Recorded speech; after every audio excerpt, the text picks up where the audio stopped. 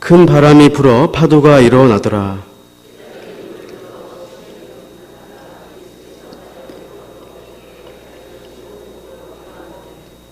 이르시되 내니 두려워하지 말라 하신대 이에 기뻐서 배로 응접하니 배는 곧 그들이 가려던 땅에 이르렀더라.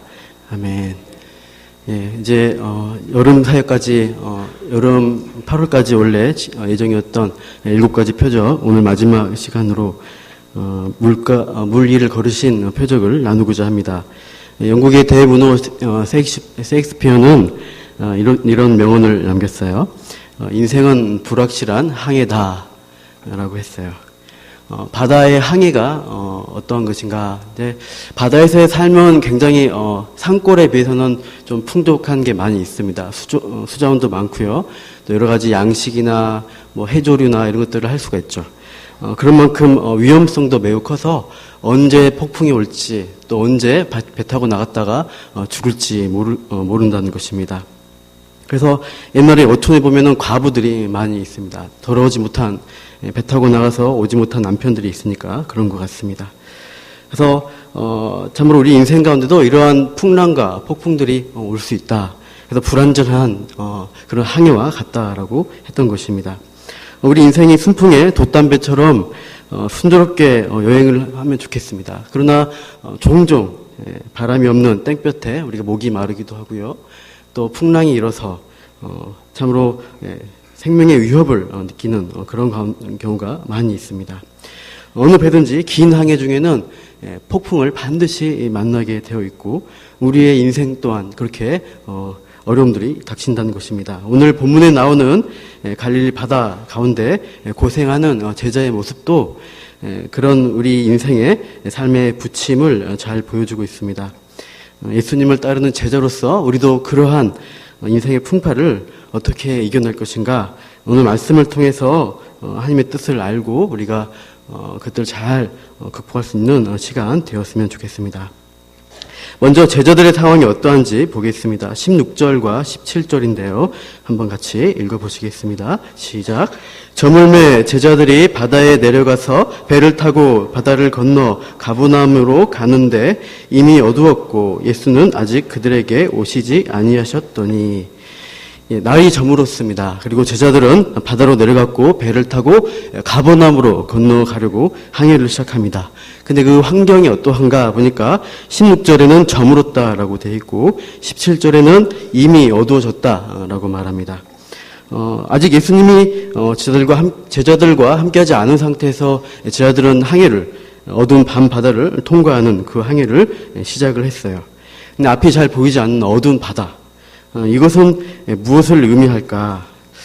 단순히 태양빛이 사라졌다는 자연 현상을 묘사하는 그런 표현일까요? 시간적으로 물론 그런 밤이라는 환경을 가리키고 있습니다. 그러나 지금 우리가 보고 있는 요한복음의 표적입니다. 표적이란 것은 사인이죠. 어떤 의미를 가리키는 상징이라고 할 수가 있습니다. 사도 요한의 기록의 방식을 보면은 이런 상징어들이 많이 등장합니다. 특히 요한계시록도 사도 요한이 있었는데 거기도 많은 환상과 상징어들이 등장을 합니다. 요한복음에도 수많은 상징들이 있습니다. 특히 어둠에 대한 요한복음의 묘사를 볼 때 태양빛이 사라졌다는 것은 자연현상에 대한 단순한 설명이 아니다는 것이죠. 우리 한번 PPT를 보겠습니다. 같이 읽어보시죠. 시작. 빛이 어둠에 비치되 어둠이 깨닫지 못하더라.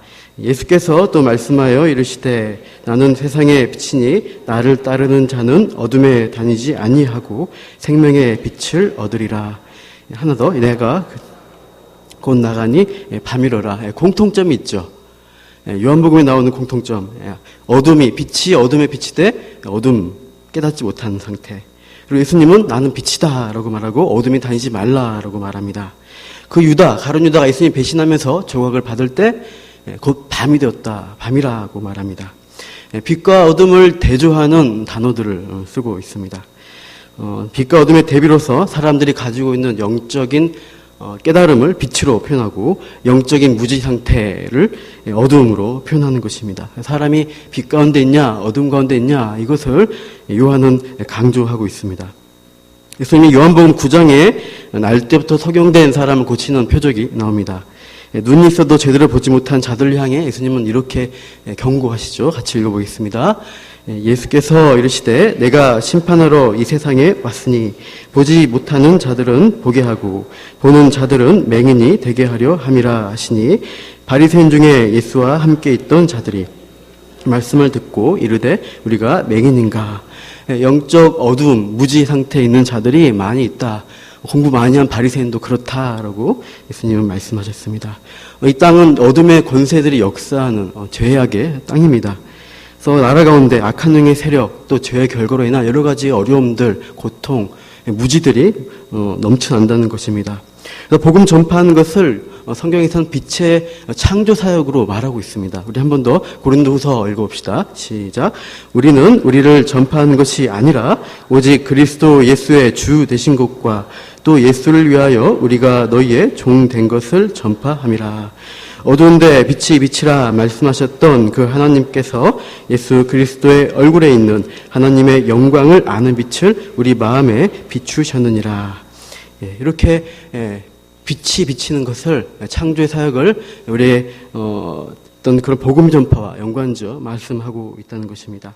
그러므로 본문에서 제자들이 저물어진 상태, 또 이미 어두워진 그 밤바다를 향해 들어간 것은 영적인 어둠의 상태로 들어간, 특히 사단의 어두운 권세가 제자들을 덮치기 시작했다. 이것을 의미하는 것으로도 우리가 이해할 수 있습니다. 그래서 마가복음에서는 제자들의 상태를 이런 식으로 표현합니다. 같이 읽겠습니다. 이는 그들이 그 떡 떼시던 일을 깨닫지 못하고 도리어 그 마음이 둔하여졌음이로라. 제자들은 예수님이 누구시고 무엇을 하셨는가 이것을 잊어버렸어요. 그 마음이 둔해졌어요. 방금 보았던 사건인데도 영적 어둠과 무지의 상태로 들어가게 되었습니다. 그래서 이들이 하는 행동은 무엇인가 보니까 이런 것입니다. 예수님 없이도 자기의 힘으로 충분히 목적지에 갈 수 있다라고 하는 것입니다. 그래서 어떤 방해나 문제 없이 잘 해낼 수 있겠다라고 생각을 했습니다. 이들은 평생을 갈릴리 호수에서 그 바다에서 잔뼈가 굵은 베테랑 어부들이었습니다. 그래서 예수님 없이 자신들의 향의 기술과 노력과 힘으로 목적지에 갈 수 있다. 그래서 자신 열심히 노를 저어갔습니다. 우리도 예수님을 잊어버릴 때면 우리 힘을 써서 살려는 그런 모습이 나타납니다. 열심히 일하고 열심히 공부하고 노력하면 내 힘으로 다 뭔가 이룰 것 같습니다. 그러나 우리의 현실 가운데 우리의 생각대로 되지 않고 풍랑이 닥친다는 것입니다. 그래서 전도서에서는 이렇게 말씀을 하십니다. 같이 읽겠습니다. 사람이 장래일을 알지 못하나니 장래일을 가르칠 자가 누구이랴. 바람을 주장하여 바람을 움직이게 할 사람도 없고 죽는 날을 주장할 사람도 없으며 여기까지 하겠습니다. 이렇게 장래 일 가운데서 여러 가지 예상치 못한 어려움들이 또 우리 뜻대로 되지 않는 인생길이 주어진다는 것입니다. 그래서 제자들에게 어려운 예상치 못한 상황이 발생을 했습니다. 바로 우리 본문의 18절입니다. 같이 읽겠습니다. 큰 바람이 불어 파도가 일어나더라. 종종 있는 일입니다. 갈릴리 바다에는 갑자기 돌풍이 또 파도가 치는 일이 있습니다. 갈릴리 호수는 아라비아 사막 또 지중해 사이에 위치해 있고 단층 해발보다 훨씬 낮습니다. 해발 200m 아래 수심이 낮은 지역입니다. 그래서 아래 남쪽에 뜨거운 사막의 공기 그리고 북쪽에 찬 공기가 맞부딪히면은 예상치 못한 돌풍이 일어났던 것이에요. 그래서 1세기에 조잡한 그 범선은 이런 돌풍 앞에 굉장한 위협을 받게 되는 것입니다. 만약 조그만 이 배는 파도에도 흔히 전복되었던 것이죠. 그래서 자연재해 앞에 약한 인간의 모습을 보게 되는 것인데 제자들의 상황이 이렇게 암담했다는 것입니다. 마가복음 6장 48절 보시면 이런 상황에 처해 있습니다. 같이 읽겠습니다. 바람이 거스름으로 제자들이 힘겹게 노젓는 것을 보시고 밤사경에 바다 위로 걸어서 그들에게 오사 지나가려고 하시매. 여기서 밤사경이라고 했죠. 사경은 새벽 3시에서 6시 사이의 시간이에요. 그 제자들이 저물 때 출발했다고 했으니까 늦어도 9시에 출발했다고 하면은 아마 새벽 3시까지 한다면 6시간 동안 노를 열심히 젓고 있었던 것입니다. 그리고 요한복음 우리 본문의 19절을 보시면 이들이 노를 저 10여리쯤 갔다라고 되어 있어요. 그렇다는 것은 이제 4km 정도 남짓한 그 거리를 간 거예요. 6시간 내내 노를 저었는데 4km밖에 가지 못했다는 사실이에요. 갈릴리 호수의 폭은 10km 정도라고 합니다. 그러니까 한가운데 지금 계속 표류 중인 상태입니다. 금방 갔어야 할 그 거리를 밤새도록 노를 젓고 고생하고 있다는 것이에요. 이것을 어떻게 극복할 것인가? 우리 본문에서 힌트를 주고 있어요. 17절에 보시면 힌트가 있는데 하반절에 이렇게 말씀하죠. 예수는 아직 그들에게 오시지 아니하셨더니, 아직은 오지 않으셨다. 그러면 예수님이 오시면 해결이 될 거다는 단서를 주고 있습니다. 주님이 우리 삶의 시간에, 또 우리의 공간 가운데 영역에 구체적으로 임하시면은 문제가 해결될 수 있다. 그 답을 미리 주고 있습니다. 주님이 우리 삶의 기준과 표준이 되지 않는다면 우리의 인생은 표류하는 그런 떠도는 배와 같다는 것입니다. 망망대해를 표류하게 됩니다. 우리의 인생은 기준이 없으면 사람들은 이리저리 자기의 신념을 바꾸면서 요동을 치게 되어 있어요. 그래서 나의 배, 또 다른 사람 배를 보면서 서로 비교하면서 살아갑니다. 그래서 자기 잘난 맛, 또 때로는 못난 맛, 그런 가운데서 살아가는 모습이 있어요. 다른 사람보다 나를 특별한 사람으로 여기는 것, 어떤 일종의 힘의 논리, 그런 것을 할 수 있습니다. 자기 힘으로 자신을 유지하는 세상의 정신, 어떤 애굽의 그 군대와 같은 그런 힘의 정신입니다. 그래서 우리가 서로 도토리 키재기 하듯이 서로 누가 잘났니 못났니 하는 모습들, 그렇게 표류하면서 서로 비교하면서 살아가는 표류하는 게 그런 인생의 모습입니다. 교회 안에서도 그런 모습들이 있어요. 우리 교회가 다른 교회도 훨씬 더 특별해야 돼. 뭔가 달라야 돼.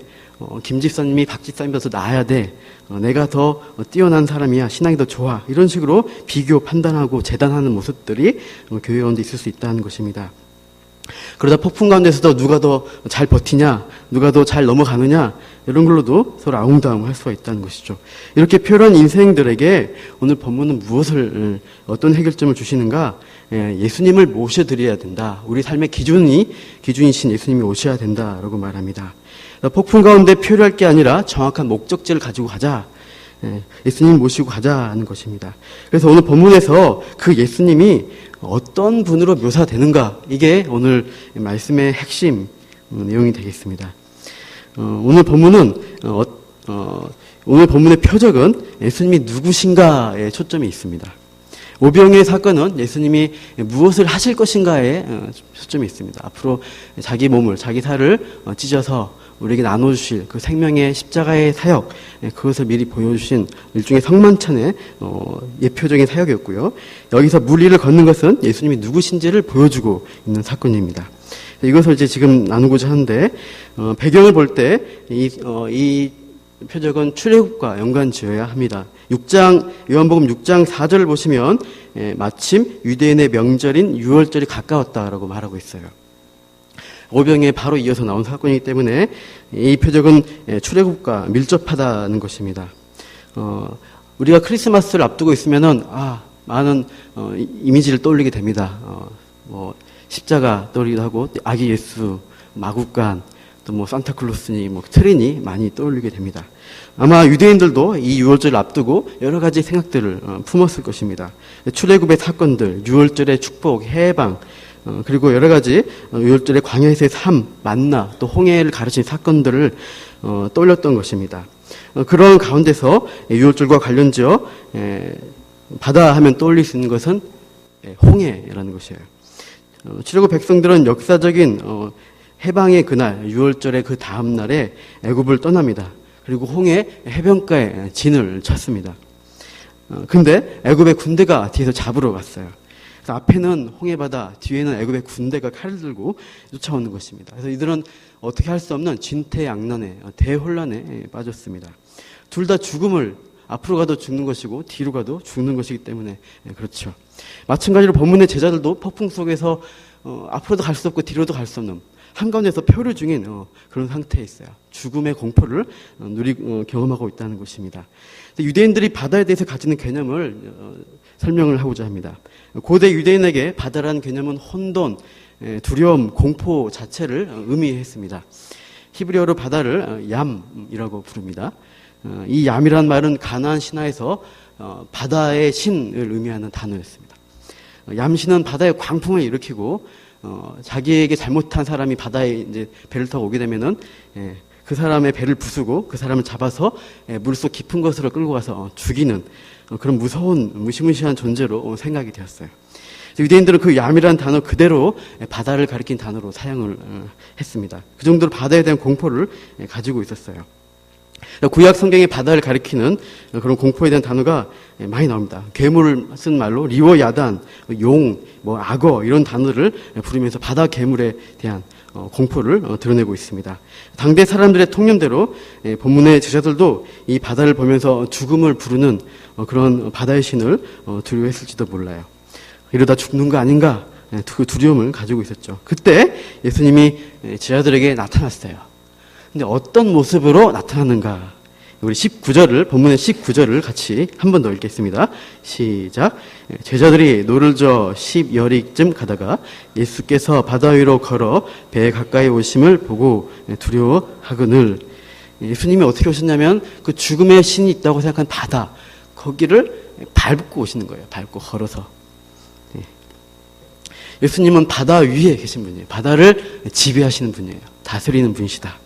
자연 만물을 창조하신 하나님이시기 때문에 자연을 다스리는 권세가 있다. 이것이 예수님의 바다를 걸으시는 그 모습에 나타난다는 것입니다. 그래서 구약에서는 하나님은 이런 식으로 많이 표현을 합니다. 바다를 통치하신 분으로 우리 욥기 읽어보시죠. 그가 홀로 하늘을 펴시며 바다 물결을 밟으신다라고 말합니다. 바다를 통치하신 분이세요. 그래서 우리가 아까 언급한 홍해 앞에서 진퇴양난에 빠진 출애굽 백성들에게 하나님은 어떻게 해결해 주시는가? 알다시피 홍해를 가르시고 말려요. 바다를 말려서 백성들을 건너게 하십니다. 그렇게 홍해를 가르신, 바다를 지배하신 그 동일하신 하나님이 오늘 본문에 인간의 몸을 입고 제자들 앞에 짠하고 나타나신 거예요. 사람의 눈으로 볼 때는 30대 초반의 목수였습니다. 그리고 좀 특이하지만 서민적인 랍비 정도, 그러지만 또 치유의 능력이 있으신 좀 특별한 그저 한 사람으로 보였을 뿐입니다. 그러나 그 물 위를 걸으시는 예수님의 모습을 볼 때 우리는 이 예수님이 실제로 출애굽을 주도하셨던 그 하나님이다, 이렇게 우리가 연관을 지을 수가 있어요. 결정적인 것은 예수님이 누구이신가를 나타내는 장면은 예수님이 제자들에게 하신 말씀에서 우리가 볼 수 있습니다. 우리 20절을 같이 읽겠습니다. 시작. 이르시되 내니 두려워하지 말라 하신대. 내니 두려워하지 말라. 우리 말 표현을 보면은 그냥 이렇게 보여요. 제자들아, 바로 나야, 놀라지 마. 너희 세상 예수다. 그러니까 두려워하지 말라라고 말하는 것처럼 보이죠. 제자들이 못 알아보니까 자기를 알아보라고 자기를 나타내는 그런 말같이 보이는데 원어를 보면 단순하지가 않습니다. 그리스어, 헬라어 원어로 보면 이것을 내니라는 단어가 에고 에이미라는 말을 합니다. 우리말로 나는 뭐뭐이다라는 뜻이에요. 영어로 I am 이렇게 씁니다. 요한복음에 I am, 나는 뭐뭐이다라는 표현이 많이 나와요. 나는 참 포도나무다. 나는 부활이요 생명이다. 나는 생명의 떡이다. 이렇게 예수님이 많이 자기를 나타냅니다. 대표적인 7가지 표현들이 나오는 것을 볼 수가 있어요. 나는 누구 또는 무엇이다. 서술형으로 쓰인 I am, 나는 에고에미가 많이 나타나요. 그런데 특이한 게 있는데 절대형으로 나는 뭐뭐다. 그냥 에고에미만 쓴 표현이 있다는 것이에요. 그냥 나는 뭐뭐이다라고 자기를 가리키는 절대형도 있다는 것입니다. 제가 신학교에서 배울 때 신약학 전공하신 교수님께서 이런 표현은 정상적인 그리스어, 고대 그리스어 문법에서는 찾아볼 수가 없는 거다. 오직 성경에만 있다라고 말씀하셨던 기억이 나요. 그만큼 이게 독특한 표현이에요. 일부러 사도 요한이 쓴 거라고 할 수 있습니다. 성령의 영감으로 이 표현을 쓴 거라고 할 수 있죠. 우리 한번 이 표현이 있는 부분 읽어보겠습니다. 같이 읽겠습니다. 대답하되 나사렛 예수라 하거늘 가로되 네로라 하시니라. 그를 파는 유다도 저희와 함께 섰더라. 예수께서 저에게 내로라 하실 때 저희가 물러가서 땅에 엎드러 지는지라. 여기서 절대형, 내로다 말이 절대형입니다. 나는 나다, 이 정도의 표현을 쓰는 거예요. 이 장면, 아까 읽었던 장면이 특이합니다. 예수님이 나사렛 예수를 찾는다 그러니까 그게 나다라고 말씀하신 거예요. 그렇게 말씀하시는데 사람들은 어떻게 합니까? 예수님을 잡으러 온 그 힘세고 무시무시한 장정들이 뒤로 물러서서 자기도 모르게 엎드러지는 거예요. 그 말씀 앞에서.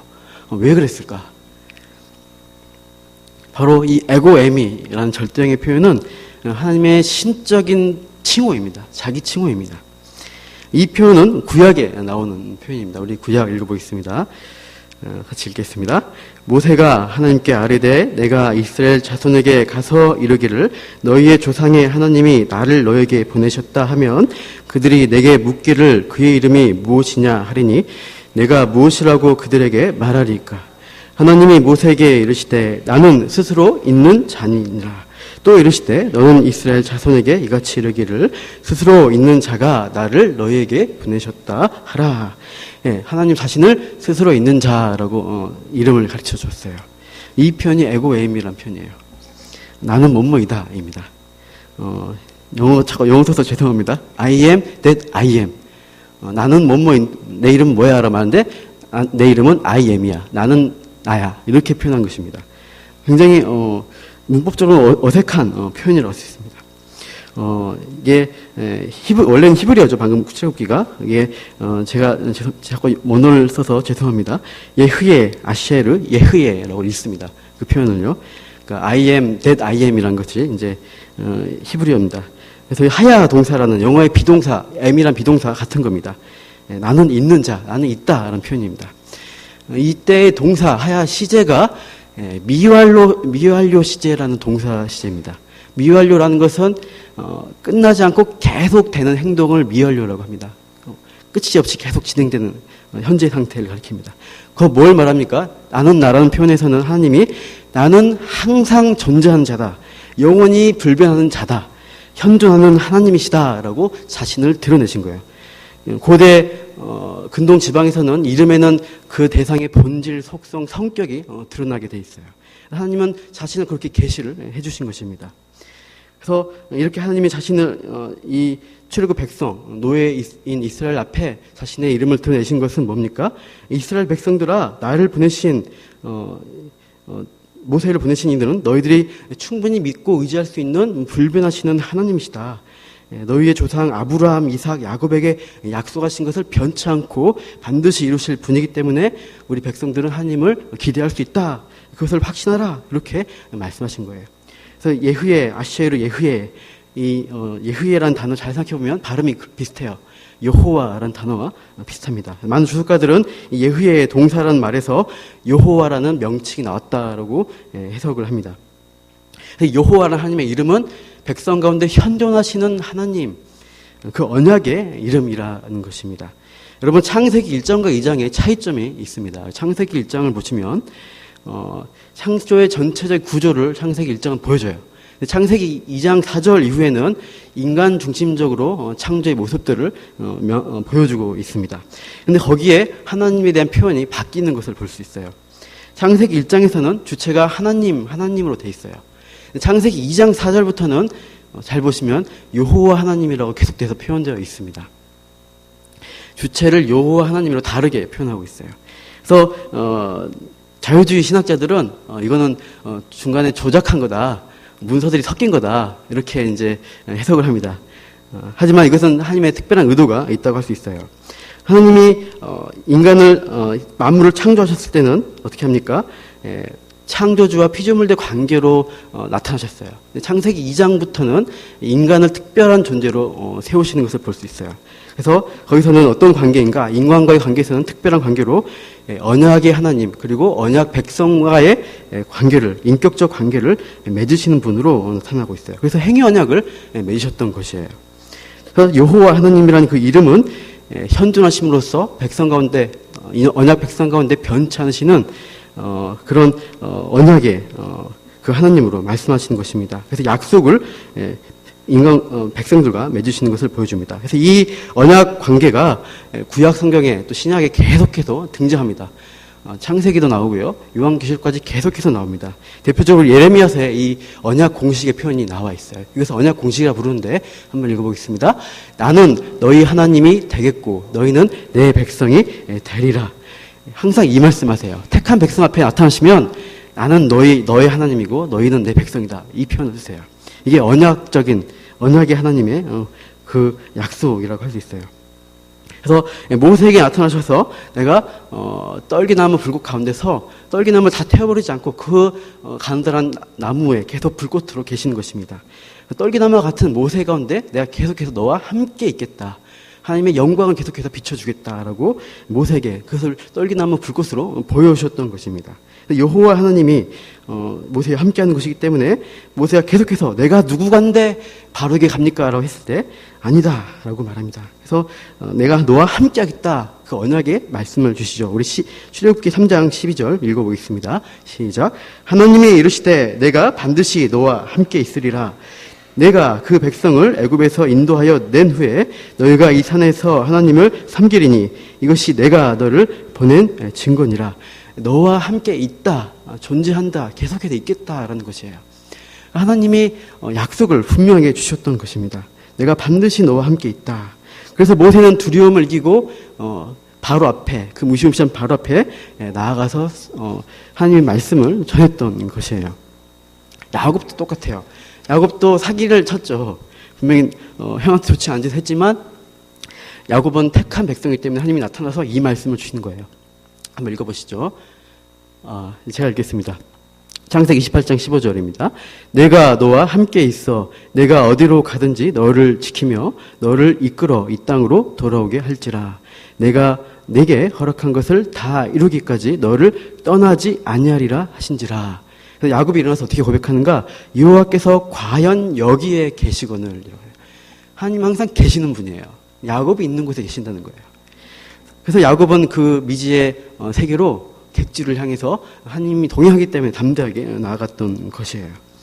그렇게 하나님은 우리와 함께 현존하신다는 것을 나타내고 있어요. 오늘 본문에 나오는 예수님이 그 표현을 쓰고 있는 거예요. 나다. 내가 여기 있다. 내가 너희들과 함께 있는 거 아니냐라고 말씀하시는 거예요. 그러니까 두려워하지 말라는 거예요. 폭풍 가운데 있는 제자들에게 예수님 자신이 나는 언약의 하나님이다. 너희와 함께 있는 하나님이다. 너희를 지키는 창조주다. 너희를 충분히 능력으로 지켜줄 수 있다라고 자신을 계시하고 있습니다. 그렇게 예수님이 그 배에 타니까 어떻게 됩니까? 21절 보시면 배는 곧 그들이 가려던 땅에 이르렀다라고 말씀하고 있어요. 마치 출애굽 백성들이 하나님의 언약궤와 함께 그 죽는 장소인 어떤 광야 같은 그곳을 통과해 갑니다. 그래서 가나안 땅에 말씀의 언약궤와 함께 도착했듯이 여기서 제자들은 말씀이신 예수님을 모시자마자 그 거친 갈릴리 호수를 가로질러 안전한 육지에 도달을 했던 것이에요. 순적한 그런 항해를 우리가 보게 됩니다. 예수님이 함께 하시는 그 자체가 우리에게 목적이 이루어진 것으로 동일하게 말씀하시는 것입니다. 우리가 어디로 가느냐 해서 그 어디 목적지를 가기 위해서 예수님을 이용하는 것이 아니라 예수님이 있는 곳으로 예수님이 함께 하는 것이 이미 우리의 목적지가 된다는 것입니다. 그래서 어디로 가든지 예수님이 함께 하시느냐 하지 않느냐가 중요하다는 것입니다. 계시록에서는 이런 말씀을 하고 있습니다. 함께 읽겠습니다. 이 사람들은 여자와 더불어 더럽히지 아니하고 순결한 자라. 어린 양이 어디로 인도하든지 따라가는 자며 사람 가운데서 속량함을 받아 처음 익은 열매로 하나님과 어린 양에게 속한 자들이니 그 입에는 거짓말이 없고 흠이 없는 자들이더라.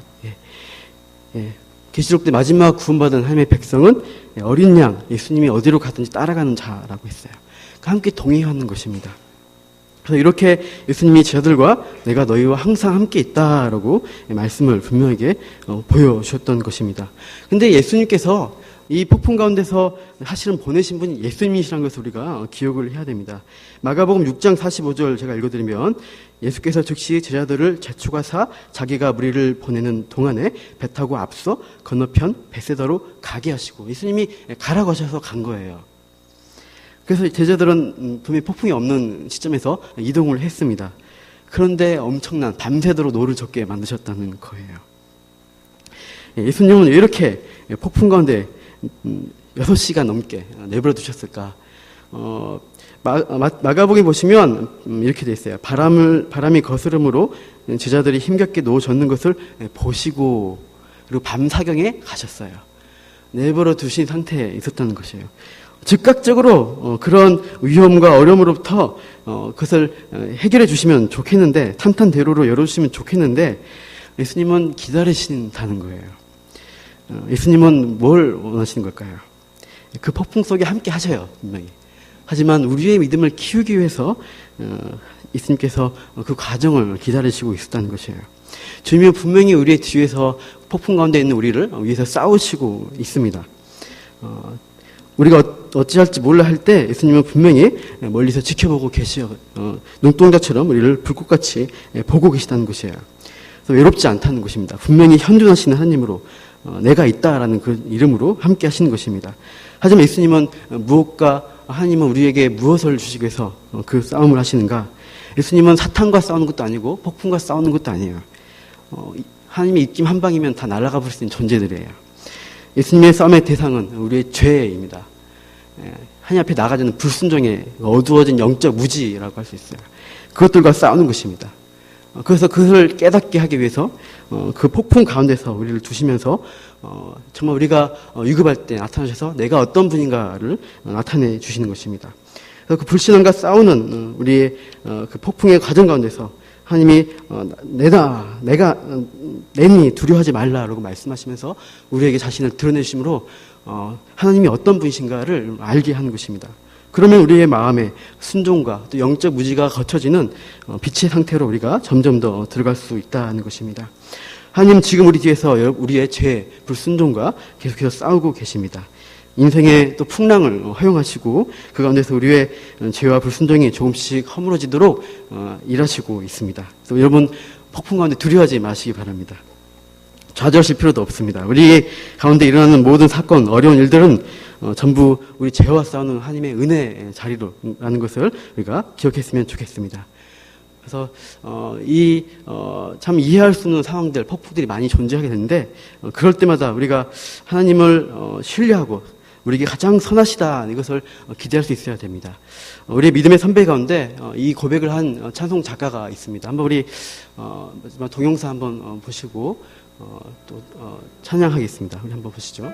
찬송가 470장 내 평생에 가는 길은 호레시오 게이츠 스페포드가 1873년에 쓴 시를 바탕으로 지어진 곡입니다. 스페포드는 성실한 변호사이자 열심히 신앙생활을 하고 있던 가장이었습니다. 그러던 중 큰 화재로 가족이 어려움을 겪고 나자 그는 가족을 위로하는 여행을 계획했습니다. 급한 용무가 생겨 일을 처리하고 따라가기로 한 스페포드는 아내와 네 딸들을 먼저 유럽으로 향하는 배에 태워보냈습니다. 그런데 얼마 후 가족이 탄 여객선이 대서양 한가운데에서 다른 여객선과 충돌해 침몰했다는 전가를 받았습니다. 226명이 죽고 아내를 비롯해 47명만이 겨우 구조된 참사였습니다. 황급히 배를 타고 아내를 만나러 가던 중 그가 탄 배가 사고 해역을 지날 때 그 배의 선장은 스페포드에게 배가 침몰한 지점을 가리켰습니다. 이곳이 사고 지점입니다. 물살이 거센 바다를 바라보던 그의 온몸이 떨려왔습니다. 4명의 딸을 한꺼번에 삼켜버린 파도 앞에서도 믿겨지지 않았습니다. 그는 더 이상 참지 못하고 선실로 내려가 울음을 터뜨렸습니다. 왜 나에게 이런 일이 생기는 걸까? 스페포드는 밤새 울부짖으며 하나님께 기도했습니다. 원망은 거친 파도보다 더 괴로운 것이었습니다. 얼마나 지났을까?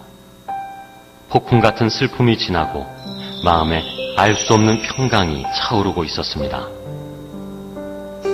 하나님을 의지하는 영혼에게 부어주시는 깊은 평안. 스페포드는 그 평안을 표현하는 시를 그 자리에서 써서 하나님께 올려드렸습니다. 내 평생 가는 길이 강같이 평화롭든지 큰 파도 같은 슬픔이 몰아치든지 무슨 일을 만나든지 주님께서 내게 주신 평안이 있네. 내 영혼 평안해.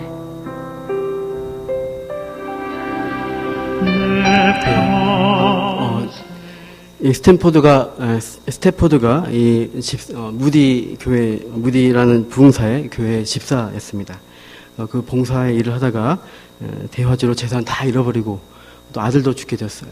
그래서 너무 힘드니까 유럽 여행을 좀 하면서 좀 휴식을 가지려 했는데 그 네 딸들도 침몰해서 죽게 되었다는 것입니다. 그래서 그가 밤새 고민하면서 기도하는 가운데서 우리 본문에 나왔던 예수님이 찾아오신 새벽 3시처럼 새벽 3시에 그 마음의 평안을 얻게 되고 이 내 평생에 가는 길이라는 찬송시를 쓰게 되었습니다. 그래서 그 부인을 나중에 만나러 갔을 때도 그 부인 또 얼굴에 평안한 빛으로 같이 만나고 이 간증을 통해서 이 무디는 이 찬송시를 이제 그의 부흥운동 가운데 많이 사용을 했다고 합니다. 우리 같이 이 찬송을 부르시면서 내 평생에 가는 길, 우리 가운데 인생의 풍랑과 어려움이 분명히 있습니다. 하나님이 허용하십니다. 하나님 그 가운데 믿는 자는 그것을 다르게 이해할 수 있다는 것이죠. 하나님이 우리와 항상 함께 계시다. 가장 선하게 인도하시고 약속으로 좋은 것들을 주신다. 이것을 평안을 우리가 얻는 그런 믿음을 갖기를 원합니다.